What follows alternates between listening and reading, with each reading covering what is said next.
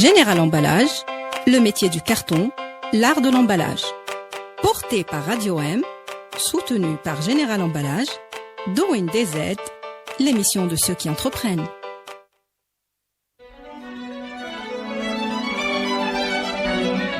Pour bien s'entendre, il faut bien s'écouter. Rendez-vous sur M, la petite radio du Grand Mac.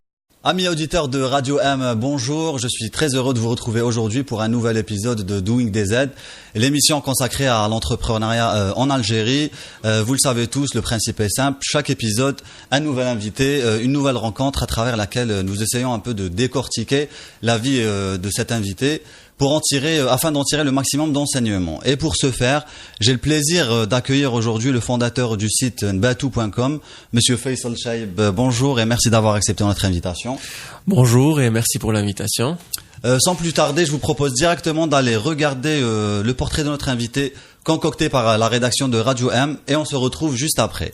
Investi dans les stratégies d'entreprise et dans la réflexion d'optimisation et d'automatisation des process, Faisal Chaib est un jeune entrepreneur algérien. Il est le responsable commercial de la marque Nbatou, passionné par les instruments à cordes, les langues étrangères et la course à pied. De retour sur le plateau de Radio M en compagnie de Faisal Chaib, fondateur entre autres du site nbatou.com. Rebonjour Monsieur Faisal Chaib. Rebonjour. On l'a entendu dans notre portrait, vous êtes investi dans tout ce qui est stratégie d'entreprise, automatisation des process en relation toujours avec l'entreprise. D'où vous vient ce tropisme ou cette attirance envers l'entrepreneuriat et le monde de l'entreprise en général? Donc le monde entrepreneurial m'a toujours inspiré. Je me suis toujours vu dans le monde entrepreneurial. Dès le départ, je me suis dit, il y a certains fonctionnements qui doivent être améliorés, certains process qui doivent être allégés. Donc je m'étais dit... En Algérie, en Algérie ou bien partout dans le monde. D'accord. Mais pour le moment, je m'étais vu déjà commencer en Algérie pour voir comment ça marche et en même temps apporter certaines modifications ou améliorations pour ce genre de process d'entreprise. Et par la suite, en étant investi dans les stratégies d'entreprise, je m'étais dit pourquoi pas me lancer dans une expérience entrepreneuriale, dans une expérience dans le digital. Parce que pour vous dire, je suis de formation technique et je n'ai pas touché à tout ce qui est marketing et aux finances. Vous avez fait quoi comme études justement? J'ai fait des études techniques à Babzouar. D'accord. C'est de la mécanique principalement. Mm-hmm. Mais avec le temps, je me suis formé dans tout ce qui est les finances. J'ai eu certaines formations qui ont été bénéfiques pour moi dans le finance et le marketing. De là où je m'étais inspiré, de lancer l'entreprise Nbatou. Et par la suite... Ça a été votre première expérience entrepreneuriale, Nbatou? Exactement, ça a été ma première expérience entrepreneuriale. Vous avez entrepris directement au sortir de votre cursus universitaire ou est-ce que vous êtes passé par la case de salarié? Pas du tout, c'est que j'étais même en étant étudiant, on a lancé l'entreprise Nbatou. Très bien. Donc Nbatou c'était en 2016, c'est ça? Exactement. Bon, les tout débuts c'était en 2015 avec tout ce qu'il y avait à faire, mais le vrai lancement c'était en 2016. Après en 2016, on a fait une année de lancement pour voir parce qu'on était les premiers sur le marché.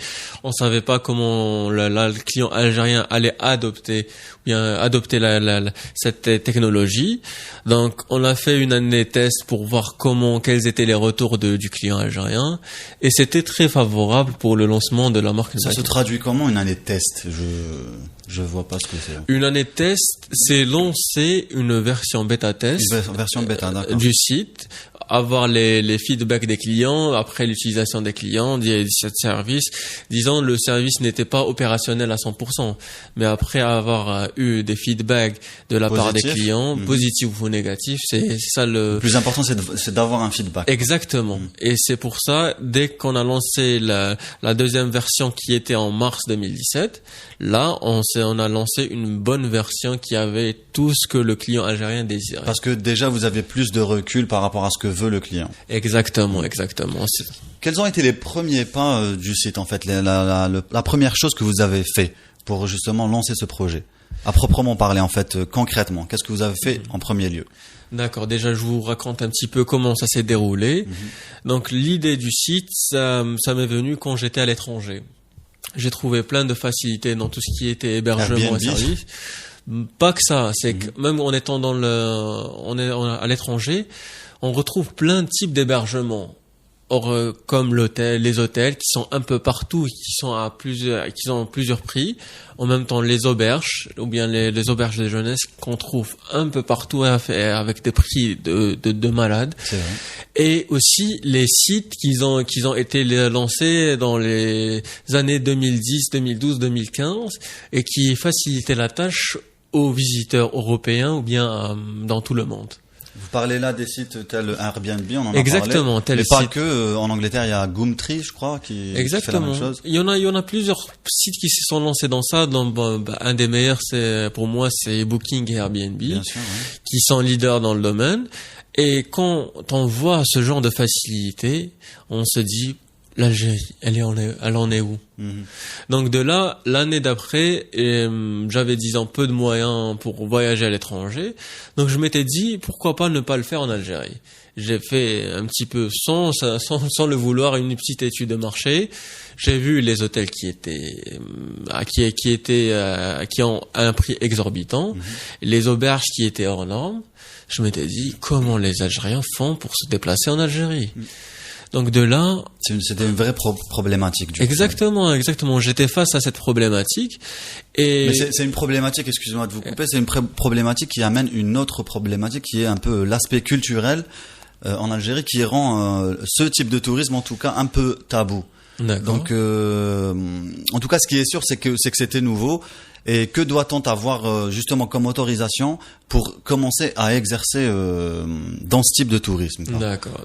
Donc c'est ça, c'est quand même en 2015, en faisant l'étude de marché, l'étude préliminaire du marché, en même temps pour voir tâter le terrain, comment ça marche ici en Algérie, c'est quand on s'était vu, il y avait aucune nomenclature par rapport à ce qu'on faisait. Il y avait un vide juridique. Un vide juridique. Il y avait un communiqué interministériel qui parlait de ce qu'on faisait l'hébergement chez l'habitant, mais après par rapport à l'activité en elle-même, il n'y avait pas d'information. C'est que quand on partait à des organismes étatiques ici en Algérie, on leur posait notre problématique et ce qu'on voulait faire, notre solution, c'est qu'ils disaient vous voulez faire quoi? Qu'est-ce que vous voulez faire? C'est qu'ils comprenaient même pas le langage simplifié qu'on utilisait pour leur faire comprendre ce qu'on voulait faire. Et comment vous avez fait pour leur faire comprendre? C'est qu'on a tapé sur plusieurs portes, on a vu plusieurs personnes.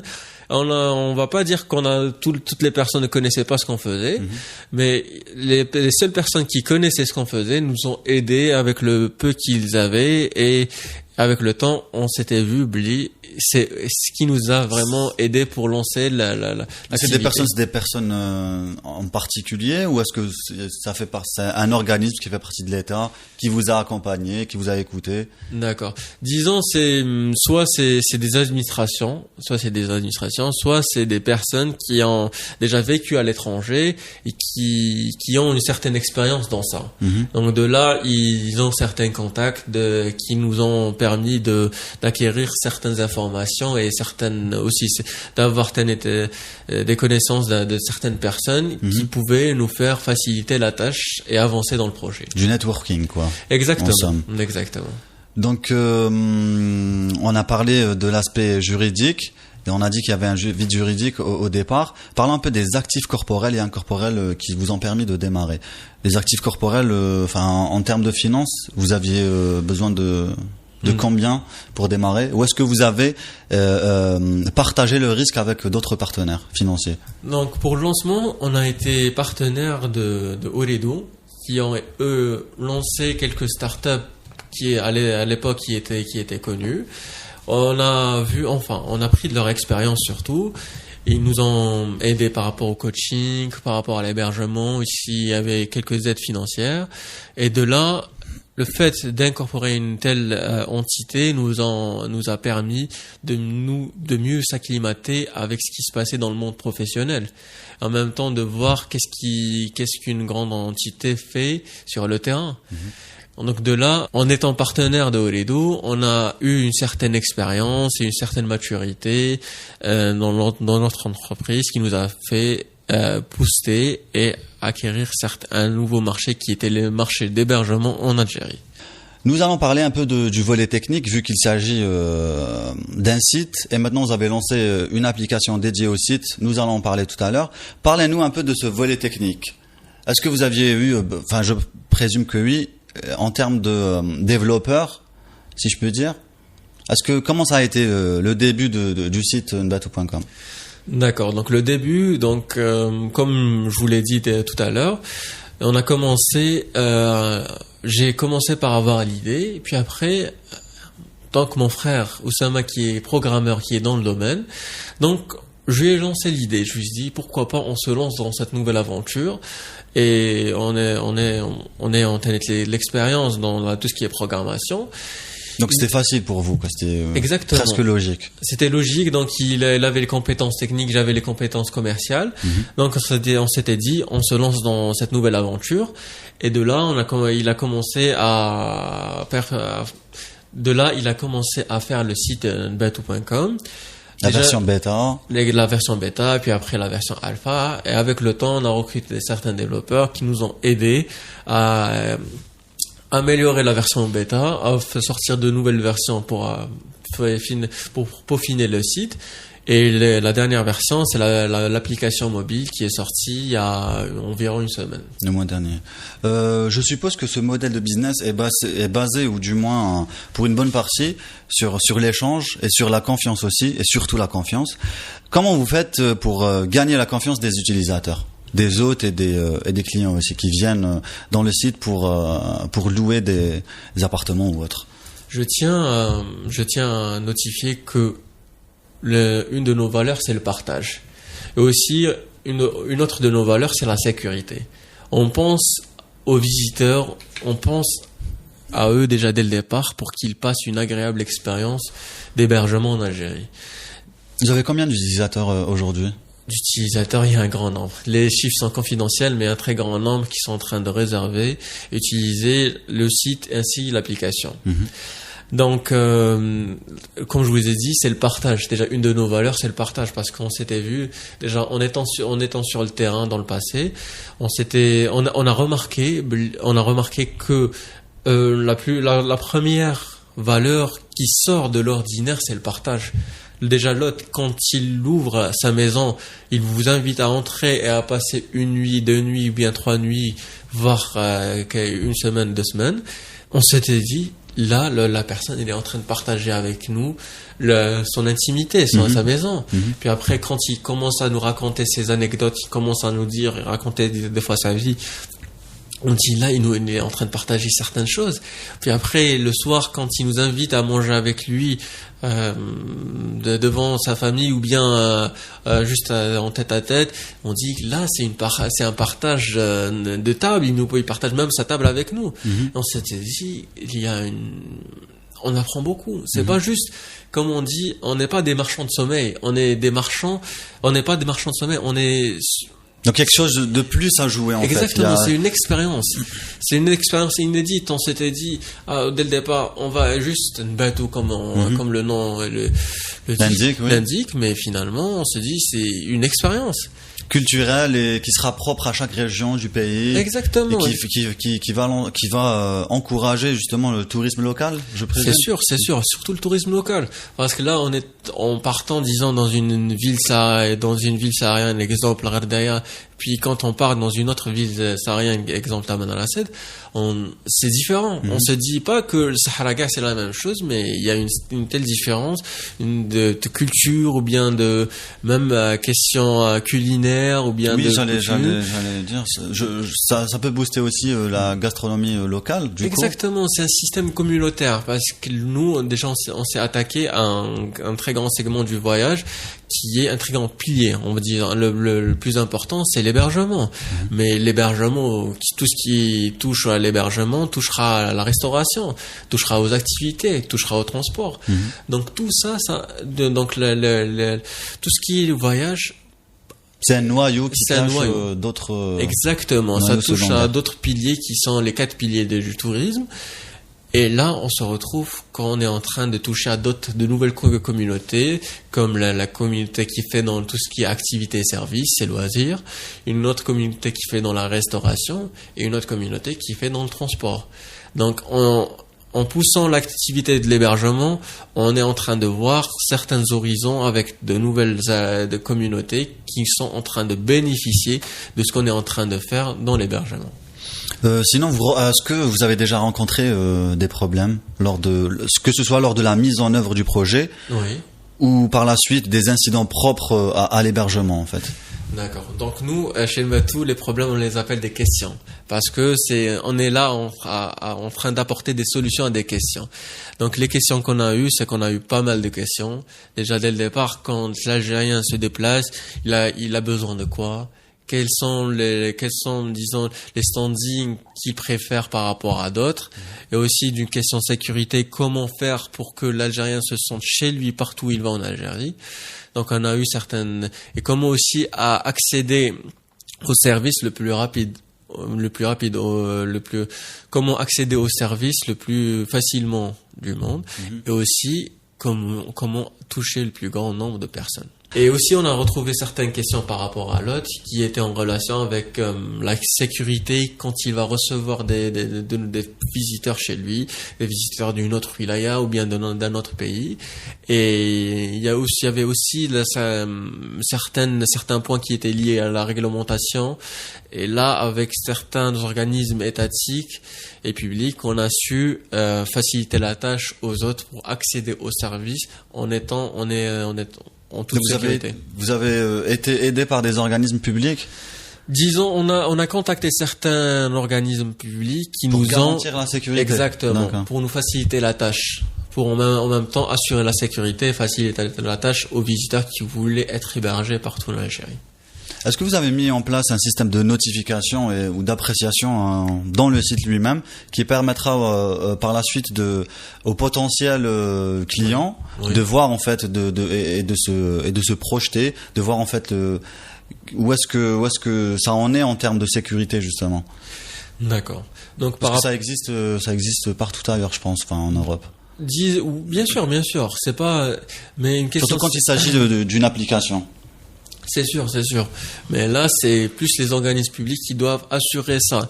Mais comme je vous ai dit tout à l'heure, c'était en commençant le projet de bateau, on a vu plein de vides juridiques. Donc, même pour une question de sécurité, on voulait assurer ça. Donc, en contactant certains organismes publics, on a pu avoir une certaine approche, disons, plus facile par rapport à ce qui se faisait auparavant. Et avec le temps, on a vu que les autres adhéraient à ça. Parce que déjà là, les autres avaient besoin d'une question de sécurité pour se sentir, pour accueillir des personnes. Et en même temps, être notifié. Donc c'était tout ce qui est technique. Donc on leur a offert tout ça gratuitement déjà pour un essai et leur faciliter la tâche. Et les autres, on voyait qu'ils avaient une certaine appréciation parce qu'on se disait que c'était les autres qui partageaient certaines expériences avec les visiteurs. On a vu que c'était des deux côtés. C'était le visiteur, il arrivait, disons, un exemple d'Oran qui partait à une ville à Annaba. C'était l'Oranais qui partageait avec celui d'Annaba, et celui d'Annaba, il partageait avec l'Oranais. Et on a vu que c'était un métissage de culture, et c'était très intéressant pour nous. Est-ce que c'est difficile? Je pense que la première étape, c'était de trouver des hôtes. Oui. Est-ce que c'était difficile de faire ce procédé en fait? Comment ça s'est passé?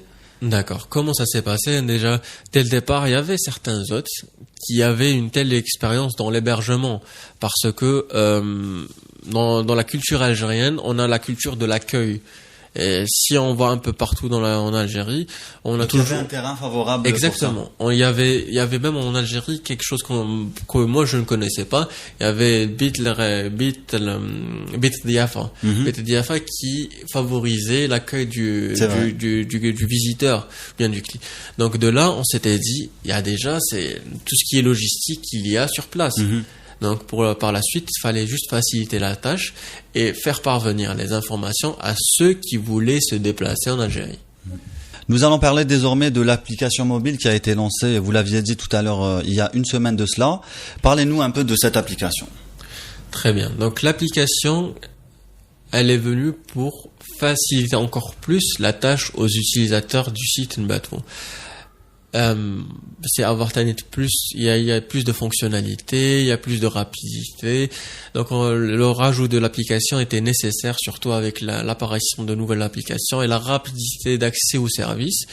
Donc on l'a lancée, ça fait une semaine. Elle est présente sur Android. Donc vous pouvez la télécharger sur Play Store. Elle rapporte de nouvelles fonctionnalités, donc la notification rapide, la réservation instantanée, et en même temps un accompagnement du voyageur depuis le début du téléchargement de l'application jusqu'à la fin de son séjour. Donc ça a été plus personnalisé. Le service a été plus personnalisé grâce à cette application. Exactement. Disons personnalisé, en même temps facilité. Simplifié. Pourquoi? Parce que l'application a un tempérament d'instantanéité. Quand on veut accéder à un certain service, on se dit application. Quand on veut programmer des vacances, on se dit on peut là faire ça à travers un site et disons on a le temps pour ça. Mais l'application, elle vient pour renforcer déjà le lancement du site et faciliter la tâche aux utilisateurs. Vous allez nous faire un état des lieux. Votre service couvre aujourd'hui 20 wilayas du pays, Oran, Tamanrasset et Béjaïa pour ne pas les citer, et propose une large gamme d'hébergements avec près de 700 maisons actives sur la plateforme. Quel est le bilan que vous en faites aujourd'hui, presque 4 ans après le lancement le lancement? D'accord. Donc après, disons 3 ans après le lancement, on a eu plus de 2000 maisons inscrites sur le site, donc avec la filtration des maisons, parce qu'on a filtré certaines maisons qui ne concordaient pas avec les valeurs ainsi les conditions d'accès au service Nbatou. Donc on s'est retrouvé à 700-800 maisons qui sont actives, qui sont en train de rentabiliser leurs biens. Et le bilan, c'est qu'on voit que les Algériens sont plus ouverts pour ce genre d'expérience. Ils se disent qu'hier, on savait pas que ça existait, et là, aujourd'hui, on retrouve une certaine facilité. En même temps, ça coûte moins cher. Ça coûte combien en moyenne? J'allais vous poser la question. En moyenne, pour une maison à Alger, on va parler d'Alger vu qu'on est à Alger dans les locaux de Radio M à Place Audin. Une maison à Alger, en moyenne, combien ça coûte? Disons, le service Nbatou touche à plusieurs budgets. Donc dès le départ, quand on a lancé vous avez plusieurs catégories. Exactement, on a lancé avec plusieurs catégories. Il y a des maisons qui sont pour des professionnels qui sont en plein voyage d'affaires. Donc ils veulent séjourner soit en groupe, soit en solo. Et il y a aussi des familles qui se déplacent partout en Algérie, qui se disent, à la place de partir à l'hôtel et payer pour une personne ou pour une chambre double, une chambre simple, tel prix, nous, ce qu'on est en train de leur offrir, on est en train de leur offrir toute la maison. Par exemple, là, ici, sur Alger, ça commence à partir de 5000 dinars la nuit pour 7 personnes. Donc là, pour 5000, donc ça, le prix de revient est de moins de 1000 dinars la personne, moins 1000 dinars la personne par nuit. Est-ce qu'il y a des conditions qui sont inhérentes à la personne qui va les louer? Bien sûr, déjà il y a les conditions d'utilisation du site et de l'application, et en parallèle il y a le règlement intérieur de l'hôte, parce que lui aussi il peut imposer certaines conditions qui seraient pour le coup différentes de... Pas différentes, mais en disant elle renforce nos conditions, mais en même temps certaines interdictions. D'accord. Comme ne pas apporter les animaux à la maison, ou bien ne pas fumer à la maison. Il y a certaines certaines conditions que nous on respecte chez l'hôte. Donc c'est pour ça qu'on lui a laissé une certaine ouverture. Nous allons passer à la rubrique que j'appelle désormais la rubrique philosophique. Oui. Première question, est-ce qu'on est né entrepreneur ou est-ce qu'on le devient? À mon avis, c'est les deux. Parce que on peut naître entrepreneur quand on vit déjà dans une famille qui était entrepreneur déjà avant nous. Ce qui est votre cas? Exactement, ce qui est mon cas. Déjà, on est une famille d'entrepreneurs. Et ayant déjà certaines caractéristiques dans la personnalité et aussi par rapport au passé, tout ça peut renforcer un petit peu ce qu'on l'est réellement. Et pour moi, il y a une deuxième chose, c'est qu'on peut le devenir. Parce que les caractéristiques d'un entrepreneur peuvent s'apprendre et en même temps peuvent se transmettre. Il y a certaines personnalités qui peuvent s'adapter avec ces caractéristiques et pour moi, ces personnalités sont plus favorables à devenir de grands entrepreneurs comme ce qui se fait partout dans le monde. Ensemble, c'est un savoir, quoi. C'est un savoir qui se transmet et qui Exactement. se développe. Un savoir ou bien une expérience. Un savoir ou bien un savoir ou bien c'est une expérience. Comment expliquez-vous le fait que ce savoir justement n'est pas enseigné dans les écoles, que ce soit ici en Algérie ou voire ailleurs, hein. D'accord. C'est l'entrepreneuriat, comment entreprendre n'est pas enseigné en fait. Pour moi, d'après ce que j'ai vu, ce qui se fait à l'étranger, on leur apprend déjà deux choses qui sont fondamentales et qui sont déjà apprendre la langue, parler la langue couramment. La deuxième des choses, savoir présenter et se présenter. Et là, pour moi, ça c'est un début pour être entrepreneur. Si on parle bien la langue et en même temps on peut présenter quelque chose, un produit ou un service, déjà on commence à être qualifié pour être entrepreneur. Mais puis après, savoir vendre, quoi. Exactement, savoir vendre. Puis après, pour moi, la deuxième chose, c'est la motivation. Quelle est la motivation de la personne? Est-ce que la motivation de la personne est matérielle ou bien immatérielle? Parce qu'il y a il y a des commerçants qui veulent le gain facile, qui ont des motivations matérielles. Il y a des visionnaires qui veulent rendre service ou bien des philanthropes, oui. Exactement, des philanthropes qui ont une vision lointaine, qui veulent rajouter quelque chose, rajouter une touche dans une communauté ou un marché. Donc pour moi, c'est les deux. On peut naître et on peut le devenir. Quelle est la qualité ultime que doit avoir un bon entrepreneur, un entrepreneur digne de ce nom? Pour moi, c'est la persévérance. Et ne jamais abandonner. Ne jamais abandonner, pour moi, c'est quelque chose de primordial. Donc, l'abnégation? Exactement, l'abnégation. Le défaut à ne surtout pas avoir? Être égoïste. Penser plus au profit qu'au service qu'on va rendre aux clients ou bien à ceux qui demandent le service. Et pour un troisième point, c'est ne pas avoir l'esprit d'équipe. C'est que si on n'a pas d'esprit d'équipe, on ne pourra pas lancer une entreprise qui a une vision et des valeurs. Il faut être à l'écoute et savoir travailler en équipe. Exactement, savoir déléguer les tâches, avoir le leadership. Question rétrospective, si c'était à refaire, que feriez-vous de différent, Faisal Chaib? Et là, je parle de toute votre aventure entrepreneuriale. Bon, si c'était à refaire, c'est sûr que j'aurais simplifié la tâche sur certains points. D'être plus percutant. Moins percutant. Ça passe aussi par le fait de savoir ce qu'on veut déjà.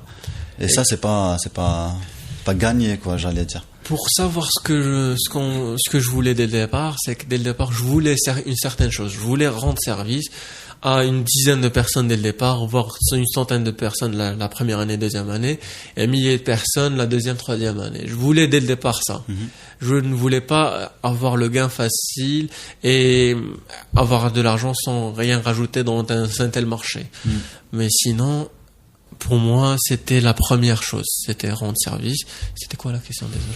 C'était, si c'était à refaire, que feriez-vous de différent? Et si c'était à faire? À refaire.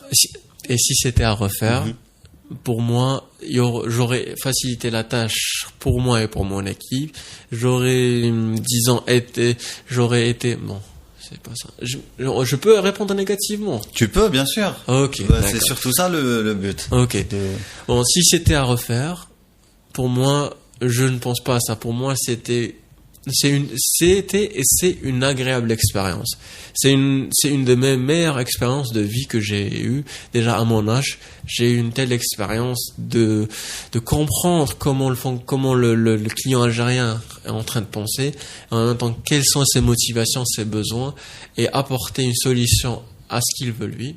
Pour moi, toute cette expérience était bénéfique, et si c'était à refaire, pour moi, je préfère refaire la même expérience. C'est surtout que vous êtes en train de participer en temps réel, à un changement qui se fait maintenant. Un petit mot pour les jeunes entrepreneurs en herbe qui nous écoutent. Bien sûr. Donc, si vous êtes motivé déjà par des valeurs ou bien par un besoin immatériel, rendre service, apporter un changement à un marché ou bien, disons, rajouter quelque chose, une innovation, c'est le moment de le faire. L'Algérie est en plein changement et ce genre de changement pourra rajouter un plus dans une communauté ou bien même dans un pays ou un continent. Faisal Chaïb, merci beaucoup, merci d'avoir accepté notre invitation. Merci à vous, bon courage. Quant à vous, chers auditeurs de Radio M, je vous dis à la semaine prochaine. D'ici là, prenez soin de vous et à la revoyure. Général Emballage, le métier du carton, l'art de l'emballage. Porté par Radio M, soutenu par Général Emballage, Doing DZ, l'émission de ceux qui entreprennent.